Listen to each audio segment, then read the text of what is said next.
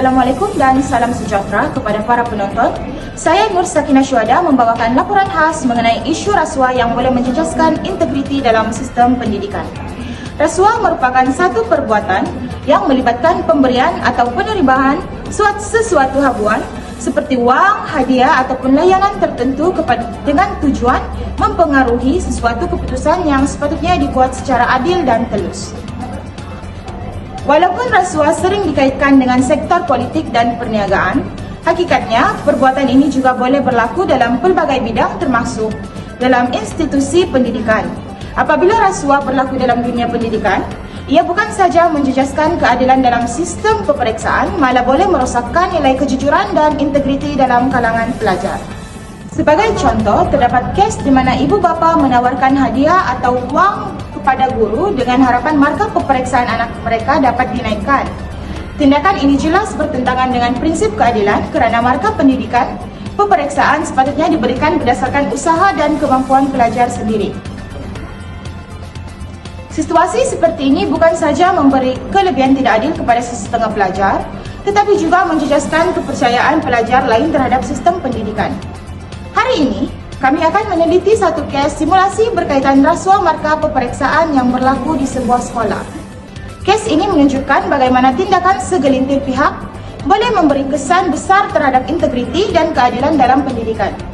Untuk mengetahui dengan lebih lanjut mengenai kes ini, kita ikuti laporan seterusnya. Jangan takut. Oke. Mak, ada saya mau jawab. Nah, atau lagi di sekolah cikgu jawab pasal macam berita. Kenapa boleh begitu? Pada belajar juga kan? Ada sesudah coba yang terbaik, mungkin jawaban saya tidak boleh praktikkan. Jadi kita pergi jumpa lah nanti kan cikgu pulang ke sekolah. Kita akan nanti datang ke sekolah kau. Masuk.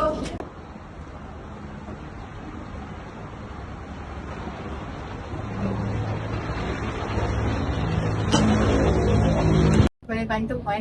Kami di Bapak Atlet, kami datang sebab memberurusan tentang markah peperiksaan dan perbantuan. Berkaitan dengan markah peperiksaan, keputusan yang telah dibandingkan berdasarkan jawapan yang ditulis oleh para pelajar. Tapi saya rasa cikgu, kan yang diperoleh oleh Abril boleh mendapat lebih tinggi juga. Saya tidak pasti berkaitan dengan itu. Saya harap saya boleh.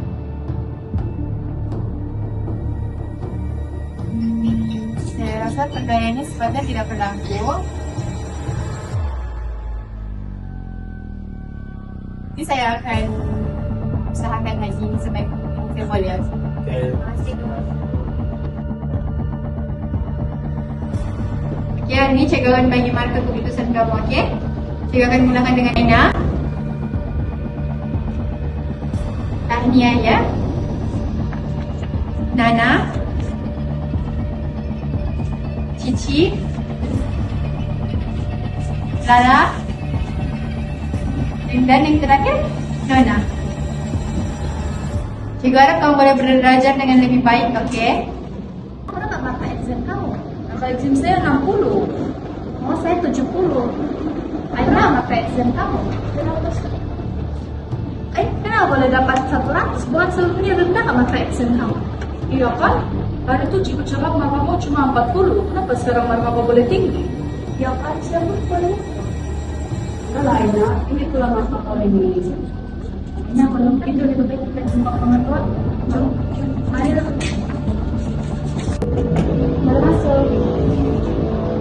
Selamat pagi pengatua. Ya, ada apa yang saya boleh bantu? Saya ingin melaporkan kesilapan pemeriksaan saya.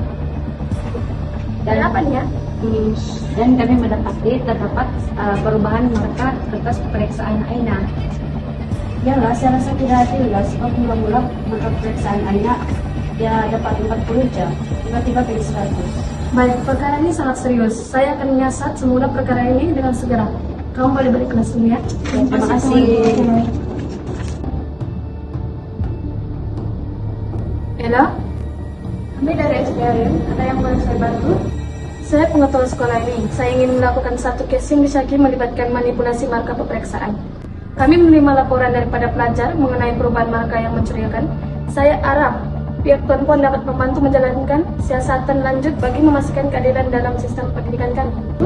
Baik Puan, kes seperti ini memberi kesan besar kepada sistem pendidikan. Pertama, ia merusakan kepercayaan pelajar terhadap keadilan dalam peperiksaan. Kedua, ia menjejaskan reputasi guru sebagai pendidik yang sepatutnya menjadi contoh kepada pelajar. Ketiga, ia boleh melahirkan generasi yang percaya bahwa kejayaan boleh dicapai melalui jalan yang tidak jujur. Setelah itu, semua pihak memainkan peranan dalam memastikan integritas sentiasa dipelihara dalam sistem pendidikan. Saya akan menunggu Puan dan pihak-pihak terlibat untuk Silakan. Baik, Puan. Kami tempat duduk.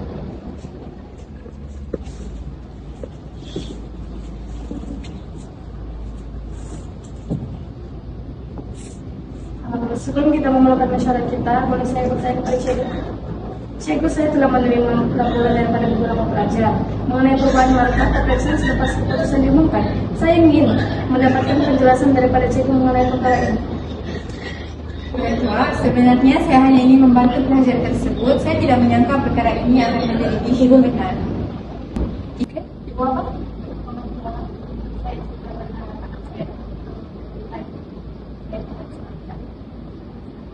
Namun begitu, sebarang perubahan marka tanpa prosedur yang betul adalah satu kesalahan yang serius. Oke, terima kasih.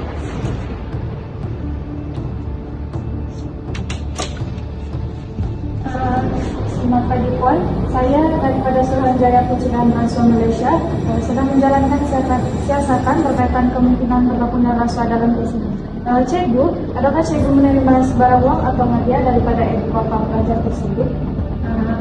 Saya ada menerima satu sampul daripada ibu bapa pelajar itu. Pada masa itu saya tidak berfikiran panjang.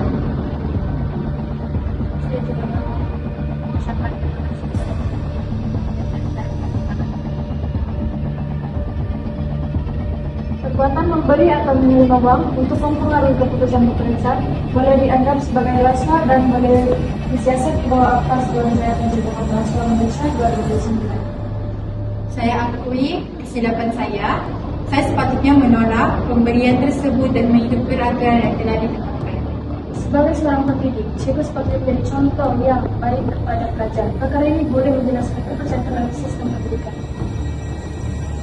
Kami akan menuliskan siasatan lanjut dan semua pihak perlu memberi kerjasama penuh dalam proses ini. Terima kasih. Kes rasuah marka peperiksaan ini memberi pengajaran yang sangat penting kepada masyarakat, khususnya dalam dunia pendidikan. Pendidikan bukan sekadar untuk memperoleh keputusan yang baik dalam peperiksaan, tetapi juga bertujuan membentuk nilai murni seperti kejujuran, amanah dan tanggung jawab dalam diri setiap individu. Sekiranya rasuah dibiarkan berlaku walaupun dalam perkara yang kecil, ia boleh memberi kesan dalam jangka yang panjang kepada masyarakat dan negara. Generasi muda mungkin akan membesar dengan anggapan bahawa kejayaan boleh diperoleh melalui jalan yang tidak jujur. Oleh itu, semua pihak termasuk guru, ibu bapa, pelajar dan pihak pentadbiran sekolah perlu memainkan peranan dalam memastikan integritas sentiasa dipelihara dalam sistem pendidikan. Kes ini menjadi peringatan bahawa keadilan dan kejujuran harus sentiasa diutamakan dalam setiap keputusan yang dibuat. Saya, Nur Sakinah Syuhada, mengakhiri laporan khas ini. Terima kasih kerana mengikuti laporan kami. Semoga kita semua dapat bersama-sama menolak rasuah demi masa depan yang lebih adil dan berintegritas.